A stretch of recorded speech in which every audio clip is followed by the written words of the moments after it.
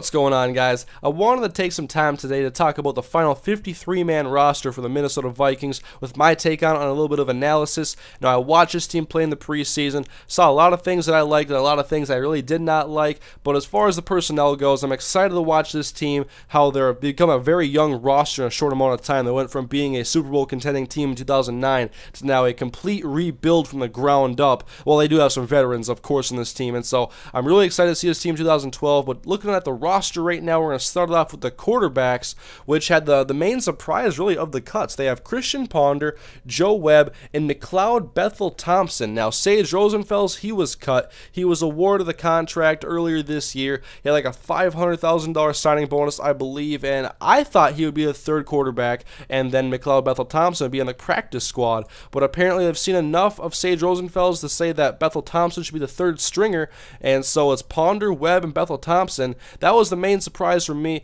but of course, there's not really much to talk about here. I've talked about Christian Ponder all off season and how I'm excited to watch him play, how I have confidence in him personally as a Minnesota Vikings fan.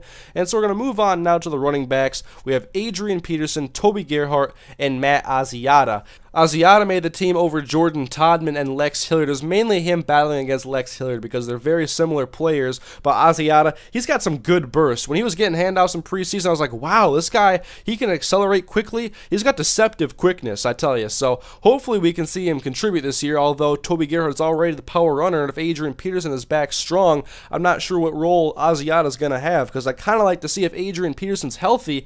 Jordan Todman got re-signed to the practice squad. He's more of your typical third down back, and I would like to see him play over Asiata in some situations like that, but we'll see how things go during the season. Now, moving on to wide receiver, there's a lot of speculation here as well because they had so many on the roster, like it only keeps so many. So it's Percy Harvin, Michael Jenkins, Stephen Burton, Devin Aromashadu, Jarius Wright, and then on the reserve/suspended list is Jerome Simpson. And so when Simpson is back after the first 3 weeks, somebody's going to end up being cut likely from the wide receiver core. It could be either Devin Aromashadu or Michael Jenkins is what I'm thinking, or Stephen Burton if he does something to really show that he's not ready or he doesn't deserve a spot on the 53-man roster. But Devin Aromashadu definitely helped himself out with a good game in the last game of the preseason, and Jarius Wright also had a good game too with over 100 yards receiving, and both of those guys had touchdown catches. And Emmanuel Arsenault was the odd man out who has now ended up on the Washington Redskins practice squad. Now at tight end, John Carlson, who did not play during the preseason due to an injury to his knee,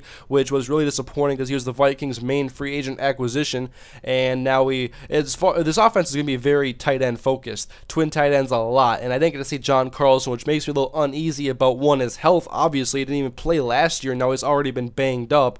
But they also kept Alan Reisner and Rhett Ellison, and Ellison really surprised me this preseason with his pass catching ability. So he also has some versatility because he played some fullback at USC, so I think he can block a little bit, especially if they want to run a lot of twin tight end and power run this offense on occasion. We'll see how much of a pass focused team this is because obviously it's a passing league now, and the Vikings have Adrian Peterson and Toby Gerhart, so they're going to want to run the football, and we're just hoping obviously that Adrian can come back healthy during the season. But moving on now, offensive line.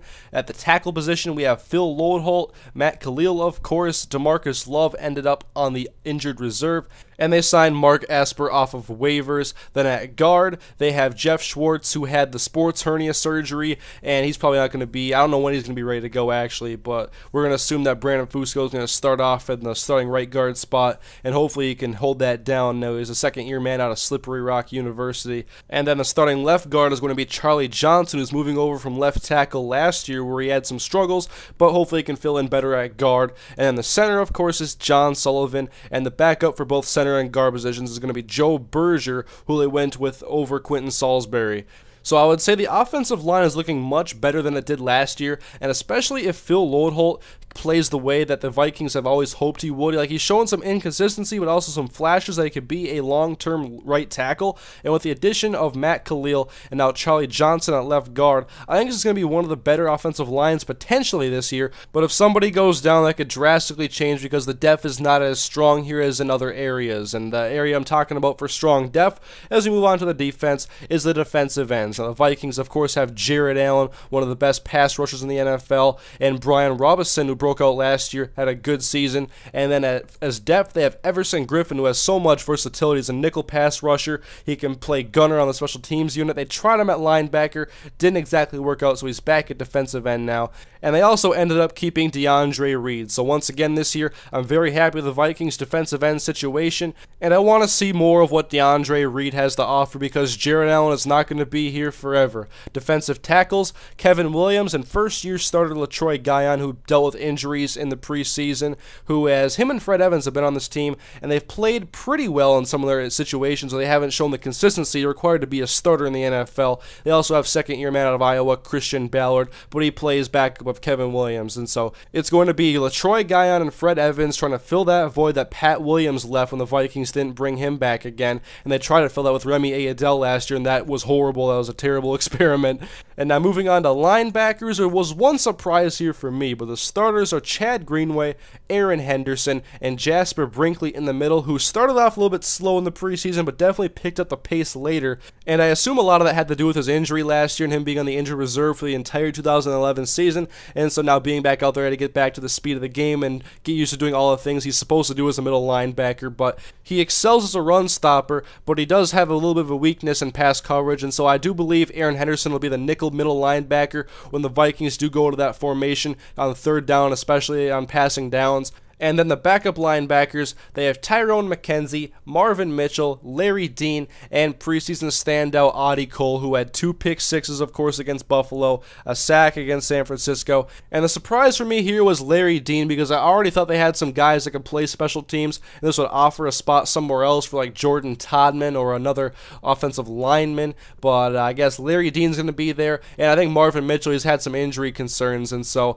they're just going to have another linebacker there for some depth. We'll see if they add anybody else to the practice squad. But once again, like the offensive line situation I talked about, it could be a good unit here at linebacker, but if somebody goes down, then it's going to be a little bit more uncertain with some guys that haven't had a lot of starting playing time and have been mainly special teams contributors than Audie Cole, who was a rookie. And now moving on to the defensive backs at corner, we have the veteran, one of the oldest players on the team, if not the oldest, Antoine Winfield. I expect him to play a lot this year in the nickel, and we'll see how much he plays in the base defense. They also have Chris Cook coming back from his suspension last year and not playing for, I believe, like 10 games, but hopefully he comes back to play as he was before, because he was playing well before that whole situation occurred, and now he's likely going to be asked to step up against those #1 receivers once again. On the opposite side now, we're probably going to see A.J. Jefferson, which the Vikings made a trade for just yesterday, partially because of Chris Carr not really playing well in the preseason. I mean, he didn't really start off all that great either. I mean, we saw Alex Smith hit Brett Swain for a nice touchdown pass in that first game, and since then Chris Carr did not really do anything to impress me at all. And now that it's Zach Bowman, really, he was pretty quiet in the preseason. He got cut as well, which were the Vikings' 2 other free agent acquisitions in the offseason. They signed some cornerbacks for some help, and those guys not even make the team. And the other cornerbacks, we have Josh Robinson, the rookie out of UCF. Of course, he has that blazing speed, fastest 40 time at the combine, but he also has some concerns about his health this year, but I think he can be a big contributor this year if he's healthy. And their last cornerback they kept is Marcus Sherrills, who they kept last year as well. He's mainly a special teams player, punt returns and kick returns, and nobody else really played well enough in the preseason to take that spot from him, and so he's probably most safe on this roster because of his return ability. But the guy I'm watching for at cornerback this year is definitely going to be Josh Robinson, the rookie. And A.J. Jefferson, I don't know a ton about him, although I've watched him play a little bit. He's 6'1", he's a third-year corner out of Fresno State, and after reading about him a little bit, he looks like he's a very physical corner, which I want to see more of in the Vikings scheme, because they run a very vanilla cover 2 system, and if they just play more physical, I think they can be a much better unit overall. And of course, last year they set the NFL record for games without an interception with 9 in a row. They gave up like 32 touchdown passes, over 100 quarterback rating. Unacceptable. Even when they led the NFL in sacks, the cover 2 system that they've been running has to be altered and changed so they can actually be competitive against quarterbacks like Aaron Rodgers, Jay Cutler, and Matt Stafford. And that's 6 games out of the season right there. And now moving on to a position that needs to make some more plays this year, and luckily the Vikings have a first-round pick who is very capable of that. With Harrison Smith, and the Vikings have been looking for a good safety since Darren Sharper left the Vikings after the 2008 season, and Smith is a very physical safety who excels in run stopping. He played some linebacker at Notre Dame as well, so I expect to see him in the box a lot playing against the run, and he can also hit hard at the safety spot as well. I mean, he got a $21,000 fine for one of the hits he laid in the preseason, so I like to see that a little bit, some attitude from his defense, some physicality. That's exactly what I want to see after last year's secondary. Moving on to the special teams, the Vikings keep Chris Kluwe, very good punter, Cullen Loeffler, the long snapper, and then Blair Walsh, rookie kicker, 6th-round draft pick out of Georgia, who hit some good kicks in the preseason, had a couple of misses, and he also did very well with touchbacks, which I expect a lot of this year, and we're going to see a lot of opposing drives start at the 20-yard line. And then I forgot one position, guys, Jerome Felton, the starting fullback, but Matt Asiata can also play some fullback as well. And so that is the Vikings' final 53-man roster. They've made some more moves as far as practice squad signings. They also signed wide receiver Torrey Gurley from the Green Bay Packers. He's on the practice squad now, along with Jordan Todman, Tyler Holmes, Bobby Felder, and Chase Baker. On the injured reserve is Greg Childs, DeMarcus Love, and Nicholas Taylor. And then Jerome Simpson, of course, is on the reserve suspended list. And so that is my take, guys, on the 53-man roster. I'm very excited to watch this team this year, mainly because they're so young, and it's going to be fun to watch guys develop and become prominent starters, hopefully anyway. I have my eyes on guys like Harrison Smith, Josh Robinson, Jarius Wright, guys are going to be contributing and also playing major starting roles. So anyways, guys, the season starts soon. I can't wait. We're a week away from now from the Minnesota Vikings kicking their season off against the Jacksonville Jaguars at home in the Metrodome. So thank you guys for watching. Leave feedback on the video, please. Leave a like if you enjoyed the video, and I'll see you guys later. Have a great day.